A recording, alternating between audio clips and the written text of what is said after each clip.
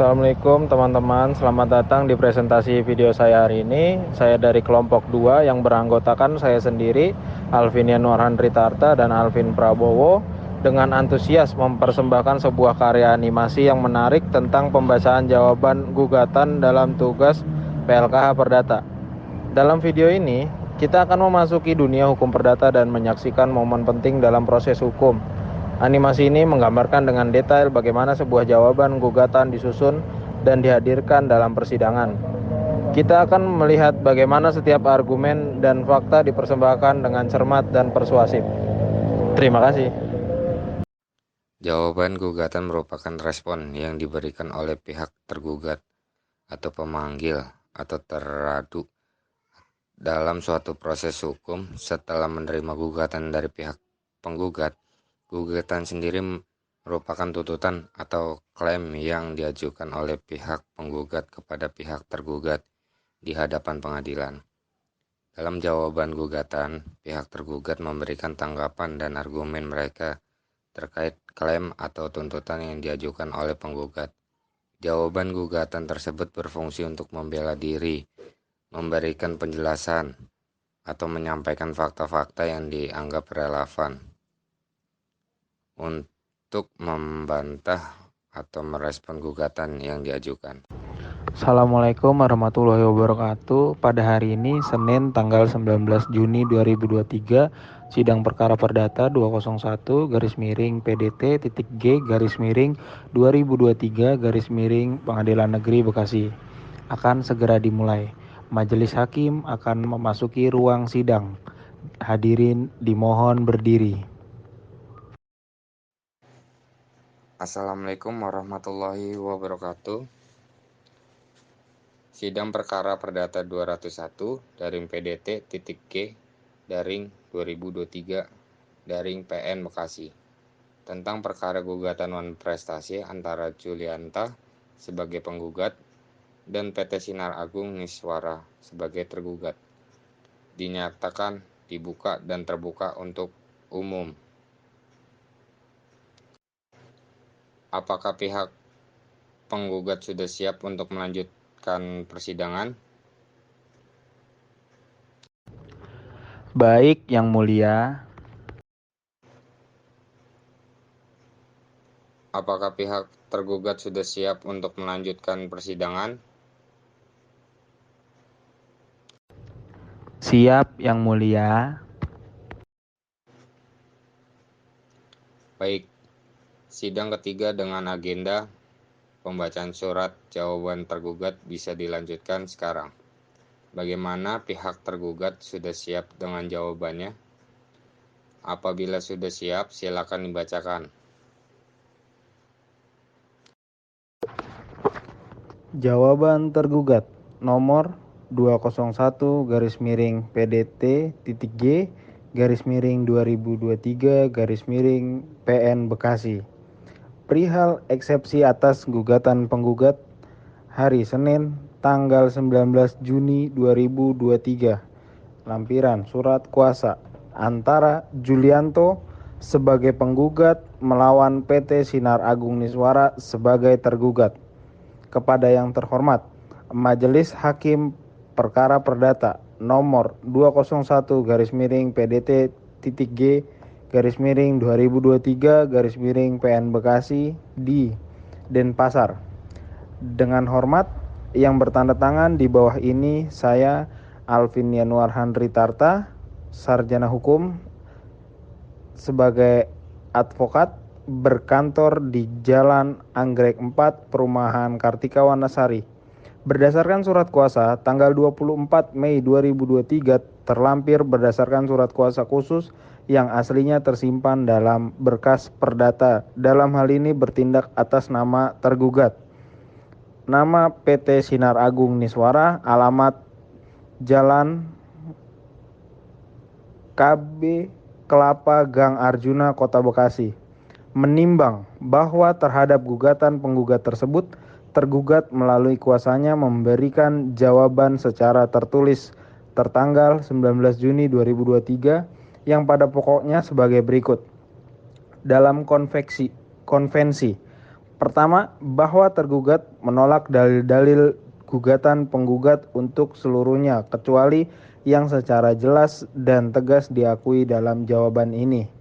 Yang kedua, bahwa benar antara penggugat dengan tergugat telah membuat perjanjian sewa menyewa di hadapan notaris atau PPAT Novitasari SH MKN.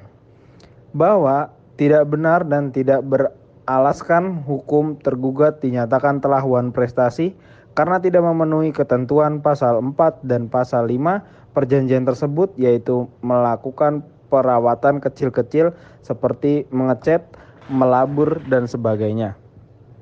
Sejak tahun 2008, tergugat tidak hanya melakukan perawatan kecil-kecil, bahkan telah melakukan renovasi di salah satu ruangan. 4.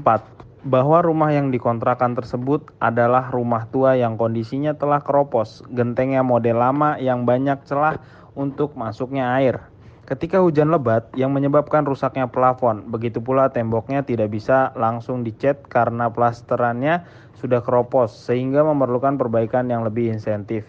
Selain perbaikan plafon dan tembok, tergugat juga telah memperbaiki WC, wastafel, keramik yang pecah, daun pintu, saluran air, dan sebagainya. Sejak menempati 2008 hingga berakhirnya perjanjian sewa menyewa 1 Mei 2013, tergugat tidak hanya melakukan perawatan kecil-kecil tetapi telah melakukan perbaikan-perbaikan yang memakan waktu dan biaya yang tidak sedikit. Jadi prestasi yang telah dilakukan oleh tergugat telah melebihi yang diwajibkan dalam perjanjian sewa menyewa tersebut, sehingga tidak ada alasan hukum untuk menyatakan tergugat telah wan prestasi. Yang kelima, bahwa menjelang berakhirnya perjanjian sewa menyewa tersebut 1 Mei 2013, tergugat telah berusaha menghubungi pihak penggugat untuk memastikan apakah kontraknya dapat diperpanjang atau tidak. Tetapi penggugat sangat sulit untuk dihubungi. Untuk itu, tergugat berusaha mencari tempat baru untuk kelangsungan usahanya tersebut dan tergugat telah pindah ke tempat yang baru pada akhir April 2013 sebelum tanggal 1 Mei 2013. Yang keenam, bahwa penggugat baru menyampaikan surat pemberitahuan tanggal 24 Juli 2013 dan surat pemberitahuan kedua 2 Agustus 2013. Surat tersebut isinya meminta kepada tergugat untuk melakukan perbaikan atas kerusakan yang terjadi. Surat ini tentunya tidak masuk akal karena perjanjian tersebut telah berakhir beberapa bulan sebelumnya. Perawatan kecil-kecil yang dimaksudkan dalam akta tersebut adalah selama berlangsungnya sewa menyewa. Jadi setelah berakhirnya sewa menyewa tidak ada kewajiban lagi penyewa untuk melakukan perawatan.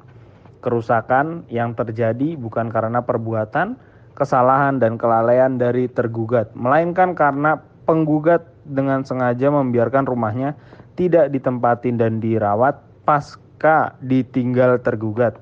Menurut pasal 5 akta tersebut, kerusakan yang terjadi bukan tanggung jawab tergugat. Dalam rekonvensi, yang pertama, bahwa apa yang diuraikan dalam konvensi di atas adalah menjadi satu kesatuan yang tidak terpisahkan dengan yang diuraikan dalam rekonvensi ini. Yang kedua, bahwa perbuatan tergugat rekonvensi dengan sengaja membiarkan rumahnya tidak ditempati dan tidak dirawat setelah ditinggal oleh penggugat rekonvensi. Agar mendapat ganti kerugian adalah perbuatan melawan hukum yang menimbulkan kerugian baik material maupun imaterial. Yang ketiga, bahwa oleh karena perbuatan tersebut telah menimbulkan kerugian bagi penggugat rekonvensi, maka menurut pasal 1365 KUH Perdata, maka sudah sepatutnya tergugat rekonvensi dihukum untuk memberikan ganti kerugian kepada penggugat rekonvensi secara material berupa biaya-biaya yang dikeluarkan untuk mengurus perkara ini sebesar 50 juta rupiah dan secara imaterial berupa kehilangan konsentrasi yang berakibat ketergantungan usaha penggugat rekonvensi yang jika dinilai dengan uang sebesar 1 miliar rupiah. Jadi jumlah keseluruhan sebesar 1 miliar 50 juta rupiah. Yang keempat, bahwa untuk memberikan kapasitas hukum, tergugat rekonvensi melaksanakan kewajiban untuk membayar ganti kerugian. Maka mohon agar Pengadilan Negeri Denpasar meletakkan sita jaminan atas tanah dan bangunan dengan SHM nomor 105 garis miring Kelurahan Tuban dengan surat ukur tanggal 12 November 1984 nomor 243 seluas 300 meter persegi dari luas asal 2.925 meter persegi atas nama Inyoman Yudiawan yang terletak di Jalan Raya Uluwatu nomor 18 Kelurahan Kedongan, Tuban, Kecamatan Kuta, Kabupaten Baung. Selanjutnya, dijual lelang pada lembaga lelang negara dan hasil lelang tersebut dibayarkan kepada penggugat rekonvensi secara langsung tunai dan seketika. Yang kelima, bahwa untuk menjamin dilaksanakannya putusan perkara akuo oleh tergugat rekonvensi, maka penggugat rekonvensi mohon kepada majelis hakim agar tergugat rekonvensi diwajibkan untuk membayar uang paksa atau duangsom sebesar 1 juta rupiah secara tunai dan sekaligus setiap hari memenuhi isi putusan perkara akuo, terhitung sejak dibacanya putusan sampai dilaksanakan. Demikian jawaban dan rekonvensi dari tergugat konvensi atau penggugat rekonvensi.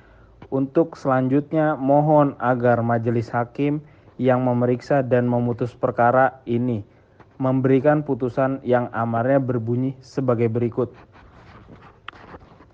Dalam konvensi menolak gugatan penggugat untuk seluruhnya.